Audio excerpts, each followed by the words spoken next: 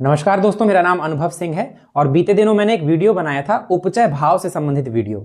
उस वीडियो को आप लोगों ने बहुत पसंद किया था, भर भर के उसमें अपना प्यार दिया था। कुछ ही घंटों में उसमें सैकड़ों कमेंट आ गए थे कि हमें इस विषय पर एक नेक्स्ट वीडियो चाहिए, डिटेल्ड वीडियो। अब पूरी जानकारी एक वीडियो में दे पाना थोड़ा सा मुश्किल है, लेकिन मैं कोशिश करूंगा कि पाप ग्रह और उपचय भाव को आज हम लोग कवर कर लें। सबसे पहले तो कुछ जो लोग नए वीडियो देखेंगे, नए कुछ व्यूअर्स होंगे, उनको मैं थोड़ा सा दो तीन चीजें रिमाइंड कर लेते हैं हम लोग कि उनको थोड़ा सा आसानी हो जाए वीडियो समझने में। उपचय क्या है? उपचय इज अ संस्कृत वर्ड। उपचय का मतलब होता है समय के साथ बढ़ने वाला, समय के साथ ग्रोथ करने वाला। जैसे जैसे आपकी एज बढ़ेगी वैसे वैसे उसमें बढ़ोतरी हो, इज कॉल्ड उपचय। उपचय भाव कौन कौन से होते हैं जन्म कुंडली में? तो थर्ड हाउस तीसरा भाव, सिक्स्थ हाउस यानी छठा भाव, 10th हाउस यानी दशम भाव और 11th हाउस यानी एकादश भाव। ये चार भाव आपके जन्म कुंडली में उपचय भाव कहलाते हैं। पहले तो मैं आपको एक चीज क्लियर कर दूं, ये जो उपचय भाव है ना, इन उपचय भावों को बहुत पॉजिटिव मत समझिएगा कि ये बड़े पॉजिटिव भाव हैं। हम इन्हें पॉजिटिव तरीके से नहीं लेते हैं। जैसे अगर कुंडली का लग्न, पंचम और नवम, इनका जो स्वामी होगा वो आपके लग्न के लिए कारक होगा। ये जरूरी नहीं है कि तीसरा, छठा, 10वें और 11वें भाव का स्वामी कारक ही हो। कुछ दूसरी कंडीशन हो, उसकी बात मैं नहीं करता, लेकिन जनरली जो तीसरा, छठा, 10वां और 11वां भाव होता है, इसे हम बहुत पॉजिटिव वे में नहीं लेते, लेकिन ये हमारी लाइफ के लिए इंपॉर्टेंट बहुत ज्यादा है। अब आपको एक चीज बताता हूं, ये जो उपचय भाव होते हैं ये नेगेटिव हैं और इनमें अब कोई पाप ग्रह जाकर बैठ जाए तो क्या होगा? अगर आपने मैथमेटिक्स पढ़ी है, जो कि पढ़ी ही होगी, तो आप ये जानते होंगे उसमें एक फॉर्मूला होता है minus minus is equal to positive यानी प्लस। यही रीजन है कि जब कोई पाप ग्रह इन भावों में जाकर बैठता है तो वो पाप ग्रह एक्टिव हो जाता है और उन पाप ग्रहों के इन भावों में बैठने की वजह से ये भाव भी एक्टिव हो जाते हैं और आपकी लाइफ में लगातार इन चीजों में आप ग्रोथ यानी वृद्धि देखेंगे। जैसे अगर तीसरे भाव का स्वामी किसी इंसान की कुंडली के लग्न में बैठा हो यहां पर, तो एक बात तय जानिए कि ऐसे इंसान का पराक्रम, ऐसे इंसान का मेहनत, स्ट्रगल करने की क्षमता, कम्युनिकेशन स्किल, ये धीरे धीरे उसकी लाइफ में लगातार बढ़ेंगी। कुछ बच्चों को आप देखिएगा स्कूलिंग एज में वो किसी से ज्यादा बात नहीं कर पाते, थोड़ा शर्मीले होते हैं, शाय होते हैं, अपनी बात को सामने रख नहीं पाते, लेकिन जैसे जैसे उनकी एज बढ़ती है, उनके साहस में, पराक्रम में, डेयरिंग में, उनके कम्युनिकेशन स्किल में, बोलचाल के तरीके में, लोगों के मिलना जुलना, ये सारी चीजें ऑटोमेटिक डेवलप होने लगती हैं। और आप ऐसे बच्चों से जब थोड़ा सा एज होने के बाद मिलेंगे तब आप ऐसा देखते होंगे, कई बार लोग मजाक करते हैं कि अरे तुम तो बचपन में ऐसे थे, हमें तो लगा ही नहीं था तुम ऐसे हो जाओगे। क्योंकि जब उपचय भाव का स्वामी लग्न में बैठेगा तो जैसा मैंने कहा कि उपचय का मतलब है समय के साथ बढ़ते रहना, लगातार वृद्धि होना। तो जैसे जैसे उसकी उम्र बढ़ती जाएगी वैसे वैसे उसके अंदर तीसरे भाव के कारक में जो जो चीजें आएंगी वो उसकी लाइफ में बढ़ती जाएंगी। अब जैसे ये तो हो गया मान लीजिए तीसरे भाव के स्वामी का। अगर आपकी कुंडली का कोई भी भाव जिसका स्वामी तीसरे में जाकर बैठा हो तो वो तीसरे को एक्टिव कर देगा। कोई भी पाप ग्रह जब इन उपचय भावों में जाकर बैठता है तो अच्छा रिजल्ट देता है। और आपको एक कमाल की बात बताता हूं, जब पाप ग्रह कौन कौन से होते हैं तो देखिए, जो मंगल है वो पाप ग्रह है, जो राहु है वो पाप ग्रह है। केतु को मैं पाप ग्रह नहीं मानता और मैं केतु के लिए हमेशा कहता हूं कि कुछ कंडीशन देख लीजिए, उसके बाद ही ये डिक्लेयर करिए कि केतु आपके जन्म कुंडली में पाप ग्रह जैसा प्रभाव दे रहे हैं या नहीं, क्योंकि केतु का जो एक्चुअल नेचर होता है वो राहु से बिल्कुल अलग होता है। तो इसलिए हम केतु की गिनती यहां पर नहीं करेंगे। हम मंगल हो गया पाप ग्रह, शनि हो गए पाप ग्रह, राहु हो गए पाप ग्रह, और सूर्य को पाप ग्रह तो नहीं कहा जाएगा, सूर्य को क्रूर ग्रहों में गिना जाता है। हालांकि कुछ लेखकों ने अपनी किताबों में लिखा कि सूर्य पाप ग्रह ही है, लेकिन मेरा ऐसा मानना नहीं है, क्योंकि एक बहुत बड़ी संख्या में एस्ट्रोलॉजर्स ने साफ कहा कि सूर्य को क्रूर ग्रहों की संज्ञा दी गई। लेकिन सूर्य जो है ना वो इतने ज्यादा एनर्जेटिक और इंटेंसिव प्लैनेट हैं कि वो भी कभी कभी पाप ग्रह जैसा ही प्रभाव देने लगते हैं, बस उनका तरीका थोड़ा अलग होता है। जैसे अगर किसी की कुंडली के 7th हाउस में शनि बैठे हो तो भी उसकी मैरिड लाइफ में प्रॉब्लम होगी। अगर किसी कुंडली में 7th हाउस में सूर्य बैठे हो तो भी उसकी लाइफ में मैरिज में यानी लाइफ में मैरिड प्रॉब्लम होगी। अब जो मैरिड लाइफ में प्रॉब्लम है वो शनि के होने की वजह से सिचुएशन कुछ और हो सकती है।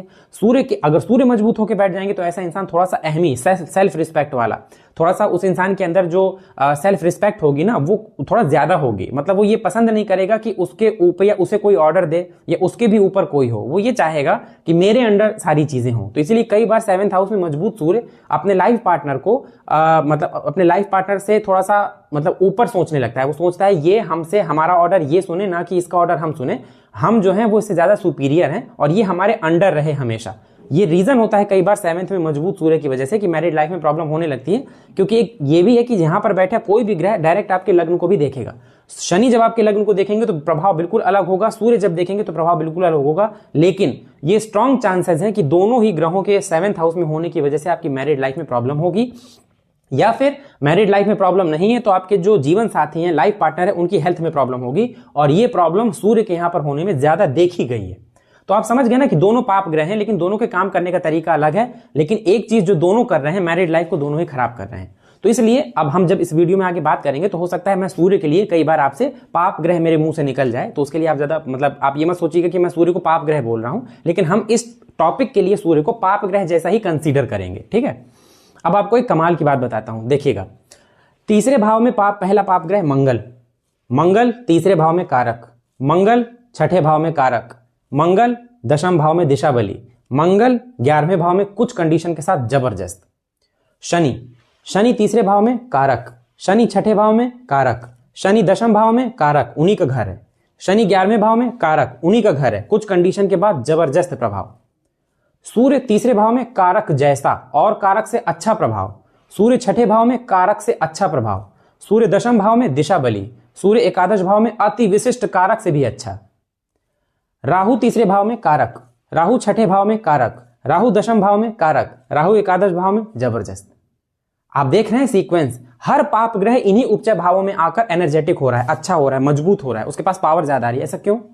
ऐसा क्यों कि हर पाप ग्रह इन्हीं उपचय भावों में आके मजबूत हो रहा है? उसका रीजन ये है कि जब भी नकारात्मक या नेगेटिव भाव में कोई नेगेटिव प्लेनेट जाकर बैठता है तो जैसा मैंने आपसे कहा माइनस माइनस प्लस हो जाते हैं, यहां पर वो खुद मजबूत हो जाता है और तीसरे भाव के प्रभाव को एक्टिव कर देता है। आइए एक एक करके जानते हैं और मैं ब्रीफ में आपको समझाने की कोशिश करूंगा। देखिए, सबसे पहले मंगल को ले लेते हैं। मंगल उपचय भाव मतलब या तो आपकी कुंडली के तीसरे भाव में हो, या तो आपकी जन्म कुंडली के छठे भाव में हो, या तो आपकी जन्म कुंडली के दशम भाव में हो, और या तो आपकी जन्म कुंडली के एकादश भाव में हो। मंगल जो ग्रह है ना, ये इकलौता ऐसा पाप ग्रह है जो यहां से बैठ के दो उपचय भावों को कवर कर लेगा। यहां बैठेगा तो चौथी दृष्टि से इस उपचय भाव को देख लेगा, आठवीं दृष्टि से इस उपचय भाव को देख लेगा, और तीसरे भाव में मंगल बैठा हो, इससे ज्यादा अच्छी बात कोई हो ही नहीं सकती। ऐसे लोग आपको किसी के सामने झुकते हुए नहीं दिखाई देंगे, ऐसे लोग कभी आपको अपनी लाइफ में शिकायत करते नहीं दिखाई देंगे, हमें ये नहीं मिला, हमें वो नहीं मिला। ये पराक्रम का भाव होता है, ये पराक्रम के कारक होते हैं। जब इस भाव में जाके बैठते हैं तो किताबों में लिखा गया कि ऐसा व्यक्ति इतना शौर्यवान वीर पराक्रमी होता है कि युद्ध के क्षेत्र में अपना कौशल दिखाता है। अब आजकल युद्ध तो होते नहीं है, कोई तलवार लेकर बाहर निकले, लेकिन आम जिंदगी में ऐसा इंसान बिल्कुल योद्धा ही होता है। आप देखिएगा, गरीब से गरीब परिवार में अगर किसी बच्चे का जन्म हो, यहां पर मंगल मजबूत बस हो, मतलब डिग्री वाइज और दूसरी दृष्टि से बिल्कुल खराब ना हो, तो तीसरे भाव में मंगल है अगर, तो आप ये मानिए कि उस व्यक्ति के पास भले ही आज की डेट में कुछ नहीं है, लेकिन वो अपने साहस से, अपने पराक्रम से हर चीज बना लेगा। यहां से बैठ के मंगल की चौथी दृष्टि छठे भाव में पड़ेगी, बस वो पैसा किसी को उधार दे नहीं, ले। अगर लोन लेता है, किसी से पैसा उधार ले लेता है अपने काम के लिए, बहुत अच्छा है, वो पैसा उसको सूट करेगा। पराक्रम में बैठे मंगल की एक दृष्टि आपके भाग्य में पड़ेगी, गुरु का घर है, और मैंने आपसे कई बार बताया है कि गुरु और मंगल का संबंध बहुत अच्छा माना जाता है। भाग्य में मंगल की दृष्टि ये दिखाती है कि आप भाग्यशाली हैं, भाग्य आपका सपोर्ट करने वाला है, और आप अपनी मेहनत के दम पर, आपका भाग्य आपकी मेहनत के साथ खड़ा रहेगा। आप अपनी मेहनत और अपने भाग्य के दम पर अपने जीवन में हर एक तरह की सफलता प्राप्त करेंगे, हर एक तरह का सुख आपको मिलेगा और हर चीज आपको अपने पराक्रम से मिलेगी। तीसरे में भाव में किसी के मंगल बैठा हो, उससे पूछिएगा कि तुम्हारे जीवन में कितने ऐसे लोग तुमको मिले जो तुमको बड़ा सपोर्ट करते थे, तो उन्होंने तुमको बैठे बैठे सब कुछ दे दिया। बहुत कम आपको आपकी लाइफ में गॉड फादर मिलेंगे। आप खुद ही अपने गॉड फादर हैं, यानी हर चीज आपको खुद मेहनत करके ही मिलेगी। ये मंगल पाप ग्रह होता है, तीसरे भाव से छोटे भाई बहनों को भी देखा जाता है। तो कई बार यह तो अगर मंगल यहां पर हैं और दूसरे पाप ग्रह इसको देख रहे हैं, तो ये तो छोटे भाई बहन होंगे नहीं, और अगर छोटे भाई बहन होंगे तो उनसे आपका रिश्ता खराब हो जाएगा, और यही चीज आपको बचाना है। मंगल छोटे भाई के कारक होते हैं, इसलिए छोटे भाई बहनों से अगर मंगल यहां पर है तो आपको अपने संबंध अच्छे रखने हैं। एक दृष्टि मंगल की दशम भाव में पड़ेगी, ये मंगल का कारक भाव होता है, यहां मंगल दिशा बली हो जाते हैं, इसलिए पराक्रम से जब दशम का संबंध बनता है, तो मैंने आपसे एक वीडियो में बताया था कि ये पूरक भाव होते हैं। ऐसे ही लोगों को कहा जाता है कि अपने दम पे, अपनी हिम्मत से, अपने पराक्रम से समाज में, सोसाइटी में खुद का नाम बनाते हैं, और गिरी पड़ी हालत में, मतलब आप उनको कुछ भी ना दीजिए, उनके पास रिसोर्सेज बिल्कुल जीरो भी हो, तब भी अपने दम पे ऐसा इंसान अब समाज में, सोसाइटी में खुद का पहचान, नाम, पैसा, धन, पद, प्रतिष्ठा, जिसको आप कहते हैं नेम, फेम, वो सारी चीजें बना लेता है। छठे भाव में मंगल को कारकत्व प्राप्त है, क्योंकि छठे भाव में मंगल जब होते हैं तो ये प्रबल शत्रुहंता योग बना देते हैं। ये याद रखिएगा, जब ये तीसरे भाव में मंगल बैठेगा, दसवें को देखेगा, ये जब कोई सिचुएशन बिगड़ेगी तब गुस्सा आएगी, और जब गुस्सा आएगी तो ये मंगल और एक्टिव हो जाएगा। छठे भाव में मंगल बैठे हैं तो ऑलरेडी वो गुस्से में है, उसका रीजन है, छठे में जब मंगल बैठते हैं तो उनकी एक दृष्टि लग्न में भी पड़ती है। यहां पर मंगल जब बैठते हैं तो ऐसा इंसान अपने शत्रुओं को किसी भी तरह से हरा कर ही मानता है। ऐसे लोगों के दुश्मन उनके सामने आने से भी डरते हैं, क्योंकि ये वो लोग नहीं होते। अगर यहाँ पर शनि होते तो कई बार इंसान सोचेगा जाने दो, खुद ही भुगतेगा। मंगल होगा तो मंगल कहेगा जाने नहीं दूंगा, बोला कैसे, किया कैसे, ढूंढ ढूंढ के मारेगा। मतलब छठे भाव का मंगल, मतलब ऐसे लोगों से उलझिए मत। अच्छा, एक चीज और है, छठे में मंगल होते हैं तो आपको दुश्मन ढूंढने भी नहीं पड़ते, मिल जाते हैं आपको ऑटोमेटिक। कोई नहीं मिलेगा तो राह चलते कोई ना कोई मिल जाएगा, लेकिन लड़ने झगड़ने वाले मिलते रहते हैं। अब मिलते भी रहते हैं, लड़ाई होती भी रहती है, और मंगल इन सब चीजों से जिताते भी रहते हैं। अगर आपकी कुंडली में शुभ भावों में हुए, शुभ प्रभाव में हुए, आपकी लाइफ में कभी आपके ऊपर कर्ज नहीं होगा। हमेशा आप अपना कर्ज टाइम के पहले चुकता कर देंगे। कोई बीमारी लंबे टाइम तक आपको परेशान नहीं कर पाएगी। कोई शत्रु आपके सामने टिक ही नहीं पाएगा। पीठ पीछे आपके सब लोग सब बोलेंगे, लेकिन सामने आने की किसी की हिम्मत नहीं होगी। यही मंगल खराब हो जाए तो यकीन करिए, मैं आपको लिटरली बता रहा हूं, यही मंगल यहां पर खराब हो जाए, एक के बाद एक परेशानी आपकी लाइफ में लगी रहेगी। एक परेशानी से आप उबर नहीं पाएंगे, दूसरी परेशानी मुंह खोले आपका इंतजार करेगी। यहां से बैठ के मंगल की पहली चौथी दृष्टि भाग्य में पड़ेगी, यानी कर्मठी होगा, ईमानदार होगा, मेहनती होगा, भाग्य के पीछे पीछे भागने वाला नहीं होगा, लेकिन इतना मेहनती होगा कि भाग्य खुद उसके पीछे आएगा। यहां से एक दृष्टि पड़ेगी आपके 12वें भाव में। 12वें भाव में मंगल की दृष्टि चोट चपेट एक्सीडेंट ऐसी छोटी मोटी घटनाओं को दिखाती है। डिपेंड करता है आपकी कुंडली कैसी है। एक दृष्टि पड़ेगी लग्न में, मतलब ऐसा इंसान बहुत आलसी, बहुत ढीला नहीं होगा। मतलब कोई काम उसको आप देंगे तो उस काम को पूरी एनर्जी के साथ करेगा, अच्छे से करेगा, मेहनत से करेगा। दशम भाव में सब लोग जानते हैं कि दशम भाव में मंगल दिशा बली हो जाते हैं, और दशम भाव में मंगल कहते हैं कुल दीपक राजयोग लगाते हैं। अगर वो आपके लग्न में कारक हैं और या अच्छी स्थिति में दशम में बैठे हैं तो कहते हैं हर 3 पीढ़ी बाद एक बच्चा ऐसा पैदा होता है जो दशम भाव में जो अपने 3 पीढ़ियों का नाम रोशन करता है, या अपने परिवार, अपने पिता के नाम को और आगे लेकर जाता है। यहां पर ये कुल दीपक राजयोग जैसा मंगल इंसान को सोसाइटी में बचपन से ही, वो ऐसा कहते हैं पूत के पांव पालने में दिख जाते हैं। दशम भाव में मंगल इंसान बचपन से ही उसका जो उसके अंदर क्वालिटी है ना, वो बचपन से दिखाई देने लगती हैं। ऐसे लोग डिफेंस सर्विसेज में, पुलिस, मिलिट्री, आर्मी, और जो हमारी प्रशासनिक सेवाएं होती हैं, एडमिनिस्ट्रेटिव जॉब्स होती हैं, उनमें ऐसी जो सेना से संबंधित जॉब्स होती हैं लाइक आईपीएस वगैरह, या स्टेट लेवल के गवर्नमेंट एग्जाम, खास तौर पे पुलिस प्रशासन और इसी तरह डिफेंस सर्विसेज से जुड़े लोग बहुत सक्सेसफुल होते हैं। ऐसे लोगों के, अगर लोग आर्म का मतलब हथियारों का बिजनेस करते हैं, हथियारों से संबंधित क्षेत्र में जॉब करते हैं, तो ऐसे लोग बहुत सक्सेसफुल होते हैं। 10th हाउस में मंगल अगर बिगड़ जाए तो ये फादर के लिए बिल्कुल अच्छे नहीं होते। फादर को उनकी लाइफ में लगातार प्रॉब्लम्स देखनी पड़ती हैं। यहां से मंगल की एक दृष्टि लग्न में पड़ेगी, अच्छा है, क्योंकि दशम में बैठ के जब मंगल एकादश को देखते हैं तो ऐसा इंसान एनर्जेटिक रहता है, अपने काम के प्रति कर्मठी रहता है, मतलब आलसी नहीं होता कि किसी भी काम को छोड़ दिया या किए ही नहीं पा रहा, तो उसकी जो एनर्जी होती है वो बहुत जबरदस्त होती है। एक दृष्टि चौथे में पड़ती है, हालांकि अब आपके लग्न में पता नहीं यहाँ कौन सी राशि हो, अगर आप कभी मेष लग्न ही है और चौथे भाव में मंगल की नीच दृष्टि पड़ेगी तो ये थोड़ा माता के स्वास्थ्य को संबंधित परेशानी होती है। लेकिन क्योंकि मंगल को भूमि का कारक कहा जाता है, इसलिए मंगल भूमि मतलब प्रॉपर्टी वगैरह दे देते हैं। एक दृष्टि मंगल की 5th हाउस में पड़ती है। यहाँ मंगल के देखने का मतलब है मंगल आपको इंटेलिजेंट बना रहे हैं, सही टाइम पे सही फैसला लेना, समझदार होना, शार्प माइंड का होना। हाँ, पेट से रिलेटेड कुछ प्रॉब्लम्स होती हैं, लेकिन अगर उसे छोड़ दिया जाए तो ऑल ओवर यहाँ पर भी मंगल की दृष्टि अच्छी होती है। 11th हाउस में मंगल के लिए थोड़ा सा देख लीजिए, क्योंकि अगर आपके लग्न में मंगल कारक हैं फिर वो 11th हाउस में बैठे हैं तो लाभ के लिए बहुत अच्छा होता है। दिनों दिन ग्रोथ करना, हमेशा अपनी जो भी आपकी प्रेजेंट सिचुएशन है उससे आप हमेशा आगे जाएंगे, ग्रोथ करेंगे। और 11th हाउस ऑल ओवर वृद्धि का भाव होता है। अगर मंगल कारक है तो मंगल से रिलेटेड बिजनेस में आप बिजनेस करके या वर्क करके आप बहुत जल्दी और बहुत कम टाइम में सक्सेसफुल हो सकते हैं। जैसे मैंने आपसे कहा कि कुछ कुंडलियों में जिसमें मैंने देखा था मंगल एकादश में है और मंगल कारक थे, उन लोगों को प्रॉपर्टी डीलिंग का काम, ब्रोकेज का काम, लाइजनिंग का काम, कमीशन का काम, रियल एस्टेट का काम, या फिर वो जॉब में हो, ऐसी जगहों से उन्होंने बहुत पैसा कमाया, अपना नाम भी कमाया, इज्जत भी कमाई और पैसा भी कमाया। तो ऑल ओवर 11th हाउस में भी मंगल जो है वो बढ़िया प्रभाव देते हैं। अब दूसरे पाप ग्रह के बारे में अगर बात कर लें तो दूसरा पाप ग्रह कौन है? मान लीजिए हम दूसरा पाप ग्रह है हमारे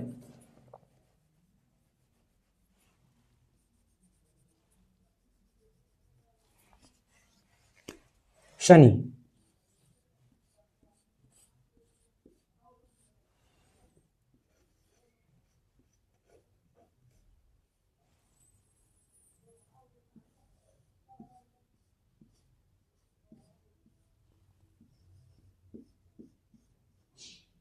आप सब जानते होंगे कि शनिदेव को सभी भावों में, क्योंकि तीसरे में भी कारक होते हैं, छठे में भी कारक होते हैं, दशम में भी कारक होते हैं, एकादश में भी कारक होते हैं, तीसरे भाव में बैठ के छोटे भाई बहनों से थोड़ा सा संबंध जरूर बिगाड़ देते हैं या उनकी लाइफ में स्ट्रगल ले आते हैं, लेकिन आपके पराक्रम को बूस्ट कर देते हैं। ऐसा इंसान किस्मत के भरोसे बैठने वाले लोगों में से होगा ही नहीं। धीरे धीरे मेहनत करेगा, हो सकता है बहुत ज्यादा एनर्जेटिक ना हो, धीरे धीरे मेहनत करेगा, लेकिन जबरदस्त मेहनत करेगा। तीसरे भाव में मंगल अपने दम पे इंसान को सब कुछ दिला देते हैं, लेकिन सारी चीजें उसको उम्र में एक उम्र के बाद मिलती हैं। अच्छा, एक चीज और, तीसरे भाव में जब शनि बैठते हैं तो उनकी पहली तीसरी दृष्टि पंचम भाव में होती है। अगर शनि यहाँ पे बहुत मजबूत हो जाए या बहुत ज्यादा कमजोर हो जाए तो देखिएगा ऐसे लोग थोड़ा सा एक्सप्रेसिव नहीं होंगे, मतलब जल्दी अपनी चीजें किसी दूसरे को नहीं बताएंगे। वो तकलीफ में है या खुश में है, खुशी में है, उनका चेहरा देख के जल्दी आप समझ नहीं पाएंगे कि एक्चुअली ये इंसान तकलीफ में है कि खुश है।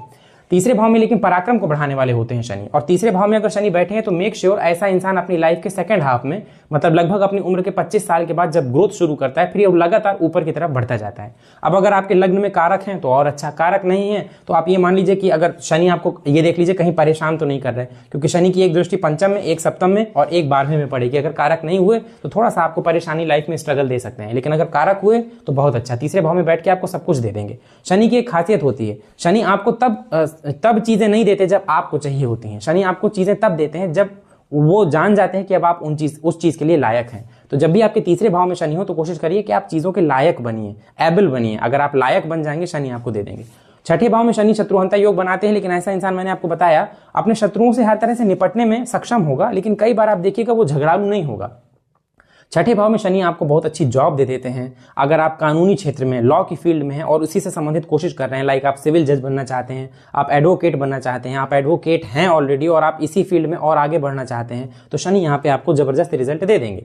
यहाँ से शनि आपको, अगर आपका जो बिजनेस है वो शनि से संबंधित है तो यहाँ पर वो उसके लिए भी शनि आपको लगातार आपकी लाइफ में ग्रोथ देते हैं। तीसरे भाव में, छठे भाव में शनि की एक प्रॉब्लम यह है कि शनि की तीसरी दृष्टि पड़ती है अष्टम भाव में, और शनि की जब दृष्टि अष्टम भाव में हो या खुद शनि अष्टम भाव में हो तो ये आपकी लाइफ के लिए तो अच्छा है कि आपकी उम्र जो है वो, क्योंकि शनि आयु के कारक होते हैं तो आयु दे देते हैं, लेकिन स्ट्रगल बहुत देते हैं। हर वो काम जो आप नॉर्मल तरीके से कर सकते हैं उसमें आपको, जब तक आप एक्स्ट्रा हाथ पैर नहीं चलाएंगे तब तक आपको चीजें नहीं मिलेगी। लेकिन फिर भी शनि अगर आपके छठे भाव में है तो अपने शत्रुओं को, अपने कर्ज को और अपने बीमारियों को भूल जाइए। आप ये मान के चलिए कि इनमें से कोई भी चीज लंबे टाइम तक आपको परेशान नहीं कर सकती। दुश्मन अगर कोई होता है आपका, उसे माफ कर दीजिए, छोड़ दीजिए, क्योंकि वो ऑटोमेटिक परेशान होकर आपका पीछा छोड़ देगा। शनि बैठे हैं और छठे भाव में जब शनि होते हैं तो ऑलरेडी शनि उसको इफेक्ट करेंगे। कर्ज अगर आपके ऊपर है तो आप परेशान होने की जरूरत नहीं, हाँ थोड़ा डिले हो सकता है लेकिन कर्ज आप चुकता कर देंगे। बीमारियां भी ठीक ऐसी ही होती हैं जो आती तो हैं और आपको लगेगा कि बड़ी इंटेंस आई हैं, लेकिन आप देखेंगे कि आपकी उम्मीद से पहले ही वो बीमारियां आपका पीछा छोड़ देंगी।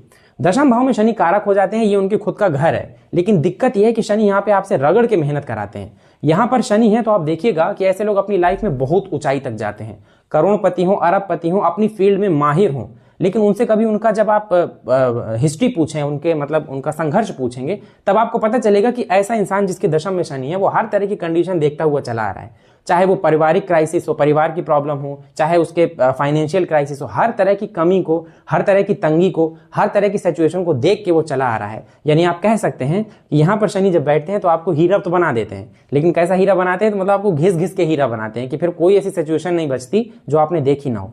यही रीजन है कि जब 10th हाउस में शनि होते हैं तो ऐसा इंसान फिर किसी भी सिचुएशन से डरता नहीं है, उसे लगता है जो होगा देखा जाएगा। 11th हाउस में शनि का कारक होना बहुत जरूरी है। ये मैंने पर्सनल ऑब्जर्व किया कि अगर आपके 11वें भाव में शनि है लेकिन वो कारक नहीं है तो ये इनकम के लिए बहुत ज्यादा स्ट्रगल दे देते हैं, और कई बार तो ऐसा होता है कि आप अपनी लाइफ के एक अच्छे खासे मोड़ पर आपके पास फाइनेंशियल क्राइसिस होती है। जैसे मुझे जो लोग ऐसे मिले जिनकी लग्न में शनि कारक थे और अच्छी पोजीशन में 11वें में बैठे थे, उन लोगों ने भी अर्निंग थोड़ा देर से शुरू किया। ये लाइफ के शुरुआती स्टेज में उनको ज्यादा पैसे नहीं मिले, लेकिन जब एक बार उन्होंने कमाना शुरू किया तो इसके बाद उन्होंने कभी पीछे पलट के नहीं देखा। कंपैरेटिवली शनि जिनके 11वें भाव में कारक नहीं थे और खराब कंडीशन में बैठे थे, वो लोग बहुत ज्यादा उम्र, मतलब आज के टाइम पे अच्छा खासा उम्र होने के बावजूद भी उनका सबसे पहला क्वेश्चन यही था कि पैसा हमारे पास नहीं आ रहा है, हम सोर्स ऑफ इनकम नहीं बना पा रहे, हमारा जो इनकम का साधन है वो या तो बिगड़ जाता है या हमें उससे इतनी इनकम नहीं होती जो हमें जीवन जीने के लिए जरूरी है। तो 11वें भाव में अगर आपके शनि है, मेक श्योर कि आपके लग्न में कारक हो, और अगर कारक नहीं है तो 11वें भाव, क्योंकि उपचय भाव है, जनरली ये भाव शनि के लिए सपोर्टिव है। बस यहाँ पर जो राशि लिखी है, शनि की जो स्थिति है, और वो मैंने कई बार आपको बताया है कि आप नक्षत्र वगैरह से देख सकते हैं, तो उसमें आप देख लीजिए कि शनि की स्थिति कैसी है। अब बात कर लेते हैं राहु की। देखिए राहु भी एक पाप ग्रह है, एक छाया ग्रह है, और राहु जब आपके कुंडली में इन उपचय भावों में बैठता है तो कारकत्व तो लिए हुए होता है और जबरदस्ती रिजल्ट देता है। लेकिन कुछ चीजें हमको हमेशा समझ लेनी चाहिए, क्योंकि सिर्फ एक लाइन सुन के कोई भी प्रेडिक्शन करना थोड़ा सा गलत हो जाएगा।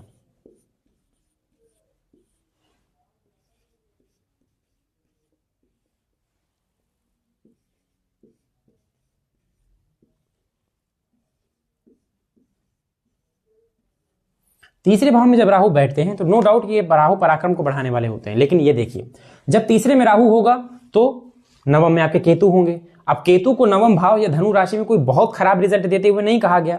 कंपैरेटिवली राहु अगर भाग्य में हो तो ज्यादा प्रॉब्लम होती है, केतु अगर भाग्य में है तो ठीक। अब अगर राहु यहां पर पीड़ित नहीं है, सुनकर थोड़ा अजीब लग रहा होगा कि ये पाप ग्रह ये कैसे पीड़ित होगा, ये भी होता है। अगर एक से ज्यादा पाप ग्रह इसे देख लें या ये इसकी डिग्री वगैरह नक्षत्र वगैरह कमजोर हो जाए तो ये भी कमजोर होता है। मान लीजिए कि राहु आपकी जन्म कुंडली में यहां पर बैठे हैं और उनकी पोजीशन अच्छी है। राहु के लिए 6 कारक लग्न होते हैं और उसकी चर्चा मैं पिछले वीडियो में कर चुका हूं कि वो कौन कौन से 6 लग्न होते हैं जहां पर ये कारक होता है। देखिए राहु हो गया, शनि हो गया, इन ग्रहों के लिए सबसे ज्यादा बड़ी बात तो ये हो जाती है कि ये कौन से लग्न में बैठे हैं, क्योंकि जिस लग्न में ये कारक हो जाते हैं वहां पर ये कभी कभी खराब रिजल्ट बिल्कुल भी नहीं देते, बहुत अच्छा रिजल्ट देते हैं। लेकिन जिन जिन लग्नों में ये अकारक हो जाते हैं वहां पर अच्छे भाव में बैठने के बावजूद ये परेशान कर देते हैं। जैसे तीसरे भाव में अगर राहु आपके लग्न में कारक हैं तो ये आपके पराक्रम को बढ़ा देंगे, ये आपके पराक्रम को प्रोडक्टिव कर देंगे। ऐसे लोग जो कम मेहनत करके अपने जीवन में खूब सफल हुए हैं वो तीसरे के राहु वाले होंगे। यहां से बैठ के राहु की एक दृष्टि आपके 7th हाउस में पड़ेगी, एक दृष्टि आपके भाग्य में पड़ेगी और एक दृष्टि आपके 11th में पड़ेगी। तीसरे में जब राहु बैठता है किसी की, उसकी कम्युनिकेशन स्किल गजब की होगी। कोई आर्टिस्ट हो सकता है, सिंगर हो सकता है, डांसर हो सकता है, हाथों से किए जाने वाले काम में माहिर हो सकता है, कोई शेफ हो सकता है, कंप्यूटर इंजीनियर हो सकता है, बहुत बड़ा हैकर हो सकता है। तीसरे भाव के राहु के इंसान के दिमाग में बहुत अच्छे विचार और बहुत जल्दी चीजों को एनालाइज कर लेता है। एनालिटिकल पावर जो होती है उसके अंदर वो गजब की होती है। यही सेम राहु अगर तीसरे भाव में कमजोर हो, उस लग्न में हो जिस लग्न में वो कारक नहीं होता और पीड़ित हो जाए, फिर आप देखिए तो आप ऐसे लोगों की कुंडली में देखिए और बस ये देख लीजिए कि राहु के लिए सपोर्टिव लग्न नहीं है और राहु जिस राशि में बैठे हैं या राहु कमजोर होकर बैठे हैं तो उन्हें बोलने की जरूरत नहीं, आप बोलना शुरू कर दीजिए कि आप अपनी लाइफ में खूब मेहनत किए दबा के, लेकिन उस मेहनत का आपको कोई रिजल्ट नहीं मिला। इवन कई बार आपने अपने काम में असफल भी हुए, लाइक आपने किसी काम में अपना 100% दिया लेकिन आपको उसका फायदा नहीं मिल पाया। छोटे भाई बहनों को प्रॉब्लम, छोटे भाई बहनों से प्रॉब्लम और अपने पराक्रम का पूरा लाभ न मिल पाना, ये भी आप कह सकते हैं कि भाग्य का साथ न देना। ये सारी चीजें तीसरे भाव में राहु बैठ के आपको दे देंगे। बस तीसरे भाव में राहु क्योंकि उपचय भाव होता है, अब ये पराक्रम का भाव है तो जब राहु यहां पर बैठेंगे तो क्योंकि उपचय भाव है तो इसे एक्टिव कर देंगे। तो ऐसा इंसान कभी भी आपको अकर्मण्य नहीं दिखाई देगा, आलसी नहीं दिखाई देगा, जबरदस्त मेहनती दिखाई देगा। छठे भाव में जब राहु बैठते हैं तो ये शत्रुहंता योग बना देते हैं। और एक चीज छठे भाव में जो सबसे अच्छी होती है कि अगर आपके छठे भाव में राहु हो, क्योंकि यहां पर काल पुरुष की कुंडली में कन्या राशि आती है जिसको राहु अपनी राशि मानते हैं, तो आप अपने शत्रुओं को कभी, आपके शत्रु जो है आपको लड़ने की भी जरूरत नहीं पड़ेगी, वो ऑटोमेटिक पीछे हट जाएंगे। आपका अगर कोई दुश्मन है और लिटरली वो आपको परेशान कर रहा है जहां पर आपकी गलती नहीं है, आप उसकी तरफ ध्यान भी ना दीजिए, वो खुद अपने में परेशान होकर बिल्कुल उसे इतनी ज्यादा दिक्कत होने लगेगी, उसे पता भी चल जाएगा ये चीज कि उसने आपके साथ गलत किया जिसकी वजह से उसके साथ ये सब हो रहा है। कॉम्पिटेटिव एग्जाम के लिए छठे भाव का राहु बहुत अच्छा माना जाता है। जिन भी स्टूडेंट्स के, जो लोग गवर्नमेंट सेक्टर वगैरह में तैयारी कर रहे हैं, उनके अगर छठे भाव में राहु हैं तो आप देखिएगा उनका दिमाग जो है वो बहुत शार्प होता है और कम एज में ही कई बार ऐसे लोग बहुत बड़े बड़े गवर्नमेंट एग्जाम क्रैक कर लेते हैं। छठे भाव का राहु आपको कर्मण्य बनाता है। अब यहाँ छठे भाव से आपकी बीमारियों को देखा जाता है, आपके शत्रुओं को देखा जाता है और अपने कर्जों, आपके कर्जों को देखा जाता है। आप यकीन नहीं करेंगे लेकिन मैंने ये बहुत सारी कुंडलियों में देखने के बाद मैं ये कह सकता हूं, छठे भाव में अगर आपके राहु अच्छे हैं तब तो कोई दिक्कत नहीं है। छठे भाव में अगर आपके राहु खराब हैं, आपको दुश्मनों से भी समस्या होगी, आपको बीमारियों से भी समस्या होगी और आपको कर्जे से भी समस्या होगी और कई बार ये समस्याएं इतनी ज्यादा बढ़ जाएंगी कि आउट ऑफ कंट्रोल हो जाएंगी। यहीं से बैठ के राहु एक दृष्टि से 12वें भाव को देखता है, जिसे कारावास योग के नाम से जानते हैं। जब राहु 12वें में बैठा हो, 12वें को देख रहा हो, और कुछ कंडीशन होती हैं लेकिन मेन 12वां भाव जेल का होता है, कारावास का होता है। कई बार बिगड़ा हुआ राहु इंसान को हवालात या पुलिस स्टेशन के चक्कर लगवा देता है, कोर्ट केस में फंसा देता है, बेतहाशा पैसा खर्च होने लगता है। तो छठे भाव में अगर राहु है, मेक श्योर कि राहु आपके लग्न में कारक हो। फिर भी उपचय भाव है, कुछ चीजें जो जनरली आपको मिलेंगी ही मिलेंगी ऐसी कि ऐसा इंसान जुझारू होगा, किसी भी समस्या से अकेले निपट लेने में माहिर होगा, ऐसा इंसान एनर्जेटिक होगा, कर्मठ ही होगा और ऐसा इंसान थोड़ा सा पराक्रमी होगा, मतलब चीजों से डरने की बजाय उनका सामना करना पसंद करेगा। अब यही राहु दशम भाव में बैठ जाए तो आपने बहुत सारे लोगों के मुंह से सुना होगा कि दशम भाव में जो राहु बैठते हैं वो राजनीति के लिए बहुत अच्छे होते हैं। अब मेरी समझ में नहीं आता, सिर्फ एक इकलौता ऐसा सूत्र आप लोग बताइए, जितने लोग आप लोग वीडियो देख रहे हैं या आपकी पहचान में कोई ऐसा व्यक्ति है जिसके दशम में राहु है, तो क्या आपको लगता है कि हर वो व्यक्ति जिसकी कुंडली के दशम में राहु है वो विधायक या मंत्री बना ही घूम रहा होगा? अरे भाई, ये केवल एक सूत्र है कि दशम में राहु कारक होते हैं, दशम में राहु राजनीति में सफलता दिलाते हैं। देखिए, दशम में राहु कारक होते हैं, ये बात सच है, लेकिन आपको ये देखना पड़ेगा कि आपका लग्न और आपकी राशि क्या है। वरना आप ये मान के चलिए कि दशम भाव में बैठा राहु आपको परेशान कर देगा। वैसे अगर राहु दशम भाव में बैठा हो तो ये आपको राजनीति में बहुत अच्छी सफलता दिला दे, कम टाइम में राजनीति में अच्छी ग्रोथ दिला दे, या आपको पब्लिक सर्विस से जुड़ी किसी भी तरह की चीजों में बहुत आगे तक ले जाए। यहाँ पर बैठ के आप गवर्नमेंट जॉब क्रैक कर सकते हैं, यहाँ से बैठकर आप एनजीओ वगैरह खुद की कंपनी चला सकते हैं, आपके अंडर कई लोग काम कर सकते हैं, समाज में आपका नाम हो सकता है, अचानक आप अपने काम में ग्रोथ कर सकते हैं। कोई काम आपने शुरू किया, कोई बिजनेस शुरू किया, आपको शुरुआत में उसमें ग्रोथ नहीं मिली, लेकिन अचानक से आपको उसमें ग्रोथ मिल गई, ये दशम का राहु देता है। बिगड़ जाएगा तो ये सारी चीजें नेगेटिव कर देगा, आपको आपके काम का फल नहीं लेने देगा, और कई बार आप योग्य होने के बावजूद, मेहनत करने के बावजूद उन चीजों का रिजल्ट कभी नहीं ले पाएंगे जिन चीजों का रिजल्ट आपको मिल जाना चाहिए। ये फादर के लिए भी नुकसानदायक होता है अगर यहाँ पर बैठा है राहु। दैट मीन्स आपके फादर के साथ रिलेशन या आपके फादर का उनकी लाइफ में स्ट्रगल बढ़ने के चांसेस होते हैं। 11th में मैं मच बेटर देखता हूं राहु को, क्योंकि यहाँ पे राहु येन केन प्रकारेण, जिसे कहते हैं साम दाम दंड भेद, किसी भी तरीके से इंसान पैसा खूब कमा लेता है, चाहे वो affiliate marketing, sales, trading, share market, इनसे पैसा कमा ले, जुआ, लॉटरी, सट्टा, इनसे पैसा कमा ले। अगर वो गवर्नमेंट जॉब तक पहुंच जाता है तो कई बार वो अंडर द टेबल का पैसा भी उसको कमा लेता है, उसे मिल जाते हैं, यानी दाएं बाएं से भी पैसा बना लेता है, मल्टीपल सोर्स ऑफ इनकम बना लेता है। यहां से कुछ प्रॉपर्टी भी देखी जाती है, तो नो डाउट कि ऐसा इंसान अपनी लाइफ में प्रॉपर्टी खरीदता है। यहां से बड़े भाई बहनों को भी देखा जाता है। राहु अगर कारक और अच्छे हैं तो ऐसा इंसान अपने बड़े भाई बहनों के लिए बहुत बार कभी कभी मतलब चीजें कर देता है कि अपने बड़े भाई बहनों की मदद कर दी फाइनेंशियली या जैसा भी वो कर सके, और बहुत बड़ा गिवर भी होता है, जरूरत पड़ने पर लोगों की मदद भी करता है यहाँ पर बैठा राहु। लेकिन अगर बिगड़ जाए यहाँ पर राहु तो ये इनकम के लिए फिर दिक्कत करने लगता है, यानी सोर्स ऑफ इनकम आप बनाएंगे वो खत्म हो जाएगा। एक काम आप शुरू करेंगे उसमें आपको प्रॉफिट नहीं होगा, या तो आप उसी छोटे से काम के साथ आपको लाइफ टाइम गुजारा करना पड़ेगा, या फिर कोई नया काम शुरू करेंगे तो तैयार रहिए फिर उसमें अपना घाटा देखने या सहने के लिए। तो कुल मिला के राहु का रिजल्ट उपचय भावों में अगर देखा जाए, यहाँ से पराक्रम को बढ़ा देते हैं, यहाँ पे रोग, रिपुऋण, शत्रु इनके लिए बहुत अच्छे हैं। दशम भाव में कार्य क्षेत्र के लिए एक्सट्रीम अच्छे हैं, बस बहुत ज्यादा बिगड़े हुए ना बैठे हों। और 11th हाउस में मच बेटर है। मैं मानता हूं कि राहु का तीसरे भाव और 11वें भाव में, उपचय भावों में भी इन दो भावों में रिजल्ट जो है जबरदस्त देखने के लिए मिलता है। अब अगर आप बात किया जाए सूर्य देव की, तो देखिए सूर्य भी कुछ भावों में तो कारक होते हैं, लेकिन कुछ भावों में सूर्य कारक न होने के बावजूद कारक जैसा ही प्रभाव देते हैं और जबरदस्त प्रभाव देते हैं। सूर्य ग्रह को ग्रहों का राजा ऐसे ही नहीं कहा जाता, बहुत सारी चीजें ऐसी हैं जो सूर्य ही आपको दे सकते हैं, कोई दूसरा ग्रह आपको नहीं दे सकता। जैसे तीसरे भाव में, जब तीसरे भाव में सूर्य बैठते हैं तो इसको एक लाइन में कहा जाता है कि ऐसे इंसान से आप कोई भी काम करवा दीजिए, कोई भी चीज उस इंसान के लिए अलभ्य नहीं है। अलभ्य का मतलब होता है ऐसी कोई चीज जिसे आप प्राप्त न कर सकें।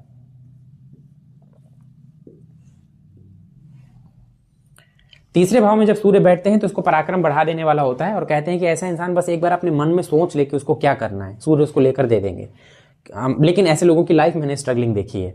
कहते हैं कि तीसरे भाव में अगर सूर्य बैठा हो तो ऐसे इंसान को लाइफ में कई बार बहुत सारी परेशानियों का सामना करना पड़ता है, लेकिन उसके अपने पराक्रम की वजह से, अपने पराक्रम, अपना हिम्मत की वजह से, अपने डेयरिंग होने की वजह से हर तरह की परेशानियों से लड़ जाने वाला, भिड़ जाने वाला होता है।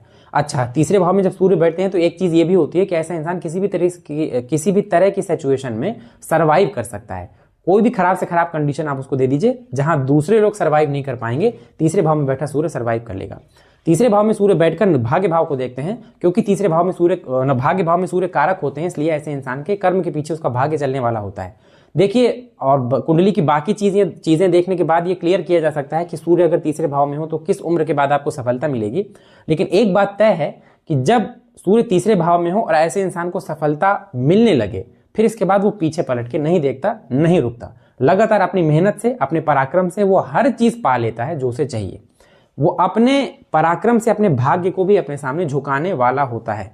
कोई चीज जिसमें आपको लगे कि इसमें तो केवल हार्ड वर्क है, किस्मत है ही नहीं, वो किस्मत को भी अपने सामने ले आएगा। छठे भाव में मैं सूर्य को देखता हूं कि सूर्य छठे भाव में आपको शत्रुहंता बना देते हैं। आप अपने कर्जों के ऊपर भारी रहेंगे, आपको कर्ज परेशान नहीं कर पाएंगे। बीमारियां चलिए आपको उतनी ज्यादा नहीं होंगी, हालांकि सूर्य खुद पीड़ित हो जाएंगे तो सूर्य से रिलेटेड प्रॉब्लम तो होंगी ही। बाल झड़ना, हड्डियां कमजोर हो जाना, बोन डेंसिटी कम हो जाना, पित्त से रिलेटेड प्रॉब्लम्स होना, आंखों की रोशनी से संबंधित परेशानियां होना। लेकिन फिर भी चलिए, छठे भाव में सूर्य जो हैं वो आपको रोग, रिपु और ऋण, आपकी बीमारियां, आपके कर्जे और आपके जो दुश्मन हैं, इन तीनों के ऊपर आपको जीत दिलाते हैं। लेकिन सूर्य खुद कमजोर हो जाते हैं, इसलिए आपके फादर के लिए यहाँ पर सूर्य जो है वो बहुत अच्छे नहीं माने जाते। हाँ, ये हो सकता है कि आपके फादर किसी अच्छी जगह हो, पोस्टेड हो, कोई गस्टेड ऑफिसर हो, ये भी हो सकता है, लेकिन उनके करियर के लिए या उनकी लाइफ के लिए जो ये सूर्य है ना, ये बहुत अच्छा रिजल्ट देते हुए नहीं देखे गए। ऐसे लोग भी प्रबल शत्रुहंता होते हैं, अपने दुश्मनों से हमेशा जीतने वाले होते हैं। आपकी लाइफ का कोई भी दुश्मन आपको हरा नहीं सकता अगर आपकी कुंडली के छठे भाव में सूर्य हो जाए या मंगल हो जाए। ये पराक्रम योग का निर्माण कर देते हैं। हालांकि पराक्रम योग सूर्य और मंगल दोनों की युति को कहा जाता है, लेकिन अकेले सूर्य भी यहाँ पे आपको सेम ऐसे ही रिजल्ट देते हैं। दशम में बताने की जरूरत नहीं है, यहाँ पर सूर्य दिशा बली हो जाते हैं और दशम में बैठा सूर्य कहते हैं कि इंसान को अपनी ही तरह चमका देते हैं। ऐसे लोग जिनके दशम में सूर्य होंगे आपको बड़ी बड़ी गस्टेड पोस्ट में, यानी आईएएस हो गया, पीसीएस हो गया, राजनीति हो गया। दशम सूर्य जो दशम होता है ये कर्म का, सरकार का, कर्म का भाव होता है। सूर्य जो कि सरकार के कारक होते हैं, गवर्नमेंट के। क्यों ऐसा कहा जाता है? जब दशम में सूर्य हो तो ऐसे इंसान को राजनीति फर्स्ट प्रेफरेंस में रखनी चाहिए, क्योंकि ऐसा इंसान किसी की नौकरी कर नहीं पाएगा। हो सकता है कि सिचुएशन उससे जॉब करवा दें, लेकिन अगर वो जॉब कर रहा है, अगर वो तो जॉब करे तो बहुत हायर लेवल की जॉब करे। लो लेवल की अगर वो जॉब करेगा तो बहुत दिनों तक अपने ऊपर किसी का ऑर्डर सुन नहीं पाएगा। एक ना एक ऐसा पॉइंट आएगा जिसमें उसकी हिम्मत जवाब दे जाएगी, क्योंकि वो इंसान बना नहीं है नौकरी करने के लिए, वो बना है नौकरी देने के लिए। अगर दशम में आपके सूर्य है, मेक श्योर कि आप अपने फादर का कोई भी काम जो आपके फादर करते हैं उसे आगे बढ़ाइए। दशम में आपके सूर्य है, मेक श्योर आप कोई बड़ी एडमिनिस्ट्रेटिव जॉब्स को टारगेट करिए, या कोई बड़ा एनजीओ, बड़ी कंपनी, ऐसी कोई पोस्ट जहां आपके अंडर कई लोग काम कर रहे हो। अगर दशम में आपके सूर्य हो तो आप राजनीति के लिए टारगेट कर सकते हैं, एनजीओज वगैरह के लिए टारगेट कर सकते हैं। कुल मिला के दशम भाव का सूर्य आपको समाज में, आपकी सोसाइटी में प्रतिष्ठित बनाता है, और प्रतिष्ठित बनाने के साथ साथ ये आपको समाज में खुद के दम पर पहचान देता है, नाम देता है, पैसा, पद, प्रतिष्ठा सब कुछ देता है। चौथे में सूर्य की दृष्टि पड़ेगी, प्रॉपर्टी के लिए, भूमि, भवन, वाहन के लिए भी ये दशम भाव के सूर्य एक्सट्रीम लेवल पे अच्छे रिजल्ट देने वाले होते हैं। एकादश भाव में सूर्य को अति विशिष्ट कारक जैसा कहा जाता है। यहां तक कि यह भी बोला गया कि जिन लोगों की जन्म कुंडली के एकादश यानी 11वें भाव में सूर्य हो, ऐसे लोग अपने जीवन में कभी भी पैसों की तंगी नहीं देखते। ऐसे लोगों का कभी भी काम पैसों की वजह से नहीं रुकता। अगर उनका कोई काम शाम को, मान लीजिए उनको 1000 रुपए चाहिए, 11th हाउस में सूर्य बैठे हैं, तो अगर उनको शाम को 1000 रुपए चाहिए और उनके पास एक भी पैसे नहीं है, पूरे दिन में कुछ भी करके शाम को उनकी जेब में 1000 रुपए आ जाएंगे। कोई भी काम उनका पैसों की वजह से नहीं रुकता, और ऐसे लोग एक्सट्रीम लेवल पे पैसा कमाते हैं। धन के लिए ये एकादश भाव बहुत अच्छा होता है। एक और सूत्र है जो काफी फेमस है 11th हाउस के बारे में, कि अगर आपके 11वें भाव में सूर्य हो तो हर 11वें दिन आपको कोई ना कोई पैसों से संबंधित प्रॉफिट होता है।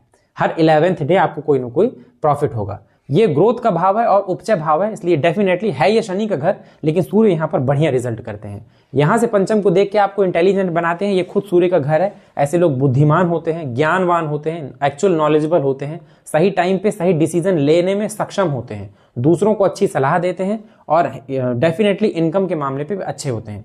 ऐसे लोगों के लिए भी कहा जाता है कि जिनके 11th हाउस में सूर्य हो, ऐसे लोग अपनी लाइफ में मल्टीपल सोर्स ऑफ इनकम बनाने में सक्षम होते हैं और बना भी लेते हैं।